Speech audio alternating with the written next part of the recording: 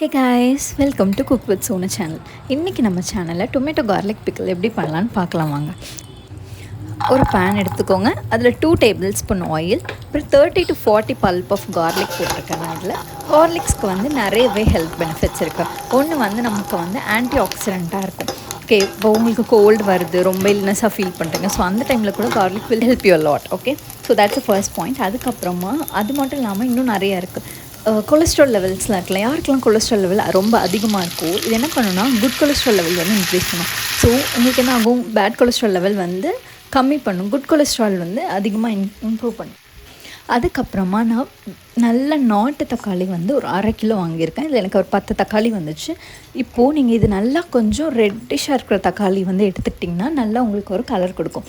So இது ஒரு 3-4 பீஸாக கட் பண்ணிவிட்டு இதில் இந்த எண்ணெயிலே சேர்த்து இதை நல்லா வதக்கிட்டே இருங்க.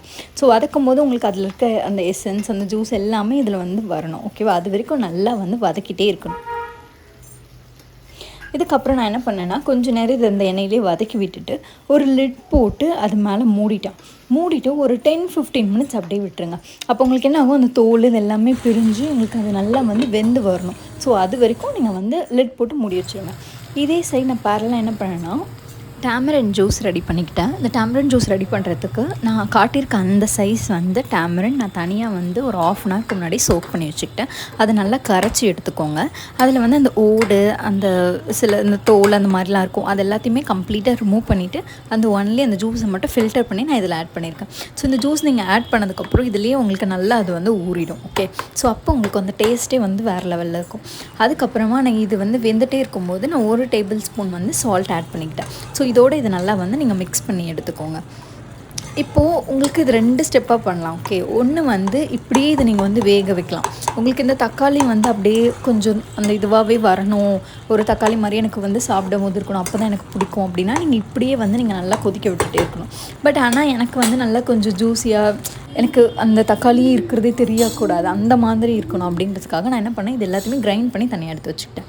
இப்போது நம்ம வந்து ரொம்ப இம்பார்ட்டண்ட்டான ஒரு இன்க்ரீடியன்ட் ரெடி பண்ணிடலாம். ஸோ இதுக்கு வந்து 1 டேபிள் ஸ்பூன் வெந்தயம், 1 டேபிள் ஸ்பூன் வந்து கடுகு, இந்த ரெண்டுத்தையும் நல்லா வந்து இந்த டைமில் வந்து உங்களோட ஸ்டவ் வந்து ரொம்ப லோ ஃப்ளேமில் தான் இருக்கணும், இல்லைன்னா காந்து போயிடும். ஓகே, ஸோ அதனால் இது லோ ஃப்ளேமில் வச்சு நல்லா இது கோல்டன் ப்ரௌன் வர வரைக்கும் நல்லா வறுத்துட்டே இருக்கும். அது வறுத்து முடிச்சதுக்கப்புறமா இதை வந்து மிக்சியில் போட்டு கிரைண்ட் பண்ணிக்கோங்க. இது வந்து நம்ம ஸ்டார்டிங்கில் வந்து 1 டேபிள் ஸ்பூன் ஆட் பண்ணிட்டு இறக்கிறதுக்கு கொஞ்சம் நேரத்துக்கு முன்னாடி வந்து ஒரு 2 டேபிள் ஸ்பூன் ஆட் பண்ணிக்கலாம். அப்போ தான் டேஸ்ட்டு சூப்பராக இருக்கும். அதுக்கப்புறம் இது எல்லாமே நான் ரெடி பண்ணி வச்சுட்டு ஒரு பேன் எடுத்துக்கிட்டேன். அதில் 150 ml வந்து நல்லெண்ணெய் எடுத்துக்கிட்டேன். எப்போவுமே ஊறுகாய்க்கு வந்து நல்லெண்ணெய் எடுத்துக்கிட்டிங்கன்னா அதனோட லைஃப் வந்து ரொம்ப நல்லா வரும். ஓகே, அதனால் நான் வந்து 150 ml வந்து எடுத்திருக்கேன், நல்லெண்ணெய் எடுத்திருக்கேன்.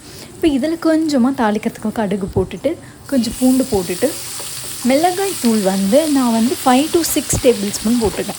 பிகாஸ் நாங்கள் வீட்டிலே தயார் பண்ணியிருக்கோம். அந்த மிளகாய் தூளில் சுத்தமாக எனக்கு காரம் வந்து அவ்வளோ பத்தலை, அதனால் நான் 5 to 6 டேபிள் ஸ்பூன் எடுத்திருக்கேன்.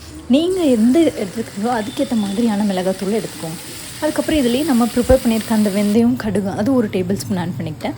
இப்போ நம்ம ப்ரிப்பேர் பண்ணி வச்சுருக்கோம்ல அந்த ஜூஸ் மாதிரி, டொமேட்டோ, டேமரின் அதெல்லாம் போட்டு அதையும் இதில் நல்லா போட்டு இப்போ இதில் நல்லா மிக்ஸ் பண்ணிக்கிட்டேன். இதில் உங்களுக்கு பார்க்கும்போது என்னடா நிறைய இருக்க மாதிரி தான் தெரியும். அதுக்கப்புறம் வரும்போது கரெக்டாக இருந்துச்சு.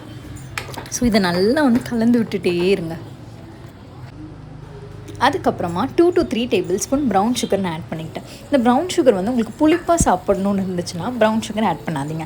எனக்கு கொஞ்சம் இந்த ப்ரௌன் சுகர் ஆட் பண்ணால் அதில் வர டேஸ்ட் தான் எனக்கு ரொம்ப பிடிக்கும். ஸோ அதனால் நான் ப்ரௌன் சுகர் ஆட் பண்ணிக்கிட்டேன். சால்ட் வந்து எனக்கு கொஞ்சம் கம்மியாக இருக்க மாதிரியே ஃபீல் ஆச்சு. ஸோ அதனால் இப்போ திரும்ப அகைன் ஒரு 1 டேபிள் ஸ்பூன் வந்து சால்ட் ஆட் பண்ணிக்கிட்டேன். அதுக்கப்புறமா ஒரு 20 to 25 மினிட்ஸ் நான் சிம்மரில் லிட் வச்சு மூடிட்டேன். அதுக்கப்புறம் எனக்கு இந்த கன்சிஸ்டன்சியில் இந்த ஊறுகாய் ரெடி ஆகிடுச்சு. ரொம்பவே டேஸ்ட்டாக இருந்துச்சு. கண்டிப்பாக மிஸ் பண்ணாதீங்க, ட்ரை பண்ணி பாருங்கள்.